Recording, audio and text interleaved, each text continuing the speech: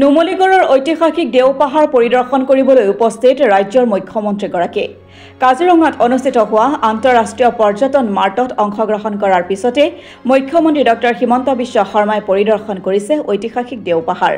মুখ্যমন্ত্ৰীগৰাকীয়ে সম্পূৰ্ণ ব্যক্তিগতভাৱে দেওপাহাৰ পুৰণা মন্দিৰত আগবঢ়াই এভাগী পূজা অৰ্চনা কৰে। মুখ্যমন্ত্ৰীগৰাকীক এই পৰিদৰ্শনত সংগ দিছে কামাখ্যা প্ৰসাদ তাছা, মন্ত্ৰী অতুল বৰা, জয়ন্ত মল্ল বৰুৱা, বিধায়ক মৃণাল শইকীয়া, বিশ্বজিৎ ফুকনে।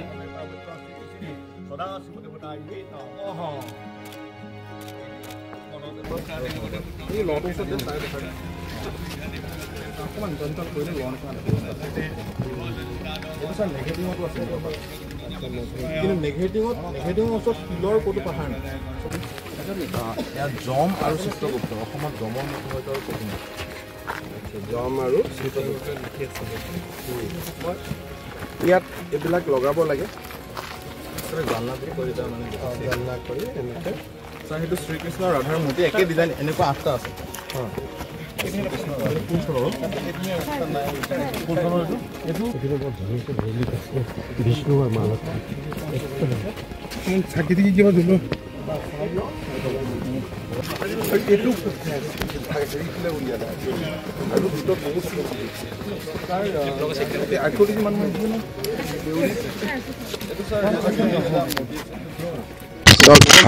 দেওশালৰ বিষয়ে মোক আগত কোৱা হৈছিল।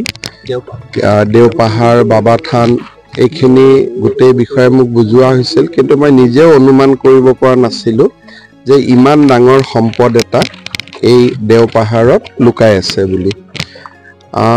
ইয়াত কিছুমান এনেকুৱা ধৰণৰ স্থাপত্য আছে যিবিলাকে একেবাৰে 8ম 9ম শতিকাত অসম কিমান আগত আছিলে তাৰ বিষয়ে এটা ডাঙৰ বৰ্ণনা পোৱা যায়।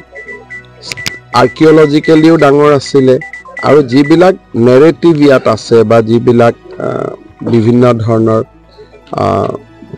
মূৰ্তিসমূহে যিবিলাক কাহিনী কৈছে, সেই কাহিনীবিলাক কোনোবাই দেখিলে সেই সময়তে অসম কিমান অগ্ৰণী ৰাজ্য আছিল তাক গম পোৱা যায়।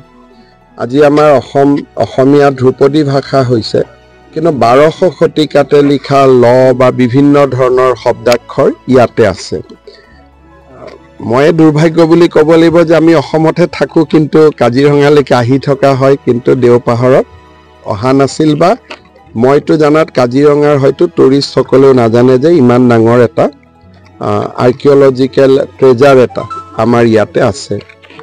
মই ঘূৰি গৈ পেলাই মন্ত্ৰী অতুল বৰা ডাঙৰীয়াৰ লগত আলোচনা কৰি এই পাহাৰখনক কেনেকৈ আমি পৰ্যটনস্থলী আৰু তাৰ লগে লগে ইয়াৰ সম্পদসমূহক ৰক্ষণাবেক্ষণ আৰু বহুত সম্পদ এতিয়াও আৰ্কিঅলজিকেল যিটো এক্সকাভেশ্যন হয় সেইটো এতিয়াও হোৱা নাই। চেষ্টা কৰিলে আৰু বহুত সম্পদ ইয়াতে ওলাব।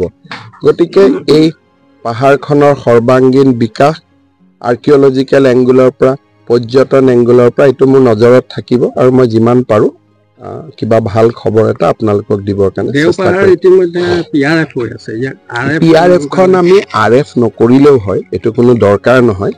PRFখন আমি ৰেভিনিউ লেণ্ডো কৰিব পাৰোঁ, আৰ্কিঅলজিকেলি প্ৰটেক্টেড ৰেভিনিউ লেণ্ডো কৰিব পাৰোঁ। ফাইলটো দিছপুৰত আছে, মই চাই দিম। ছাৰ, ইয়াৰ কাষতে কালিয়নী পাহাৰ এখন আছে, প্ৰায় 100 হেক্টৰ মাটি আছে, তাৰ লগতে সংলগ্ন। সেইটো পৰা ঠাইটো যদি আমি ইয়াত কিবা কাৰণে সংলগ্ন কৰিব পাৰোঁ খুবেই ভাল হ'ব। আজি মই প্ৰথম আহিছোঁ, আপোনালোকৰ পৰামৰ্শখিনি আপোনালোকে উপায়ুক্তক দিব, অতুল বৰাকো দিব, MP সাহেবকো দিব। আমি 2 দিনতে ইয়াৰ ওপৰত মই অলপ কমিটি এটা কৰি দিম যাতে ভাল পৰামৰ্শ আমাক দিব পাৰে কি কি আমি কৰিব পাৰোঁ। হাতী মানুহৰ সংঘাতটো আপোনালোকে জানে যে এইবিলাক এটা সময়ত এলিফেণ্ট কৰিডৰ আছিলে, উদ্যোগ হ'ল, হাতীয়ে নিজৰ ৰাস্তাটো বিচাৰি আহেই।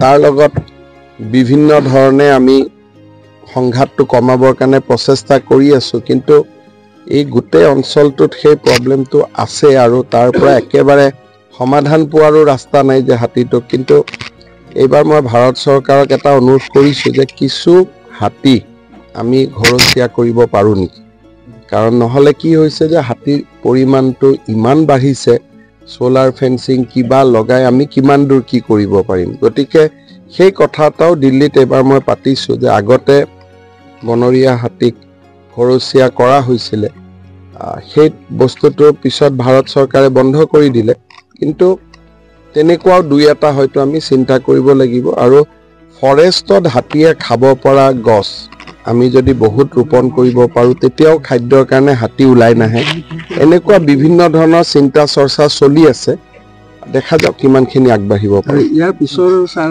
একেবাৰে ওপৰ গ'লে আৰু বহু সমল আছে আমি সেইকাৰণে কৈছোঁ যে এইখিনি যিটো আমি দেখিছোঁ এইটো এটা ঝলক এই পাহাৰখনত আৰু বহুত ডেফিনেটলি কি বুজায় যে ডাঙৰ সভ্যতা এটা ইয়াতে আছিল চিভিলাইজেশ্যন এটা আছিলে গতিকে ইয়াত অকল এইটোতে সীমাবদ্ধ নহয় ইয়াত ঘূৰিলে হয়তো ইয়াতকৈ ডাঙৰ বস্তু মাটিৰ তলত সোমাই থাকিব পাৰে সেইকাৰণে আমি সেই এংগলৰ পৰা কেতিয়াও চোৱা নাছিলোঁ আজি যিহেতু ইয়াত মই আহিলোঁ গতিকে এতিয়া মই অলপ দৃষ্টিভংগীটো বদলাই পেলাই চাবৰ কাৰণে চেষ্টা কৰিম আৰু মই অসমৰ ৰাইজকো ক'ম যে কাজিৰঙালৈকে আহিলে আপোনালোকে দেওপাহাৰলৈকেও আহিব ইয়াতে এটা নতুন কিবা এটা দেখিবলৈ পাব যাক লৈ আপোনালোকে গৌৰৱ অনুভৱ কৰিব নুমলীগড়ৰ পৰা গৌতম বৰাৰ ৰিপৰ্ট অসম টুডে।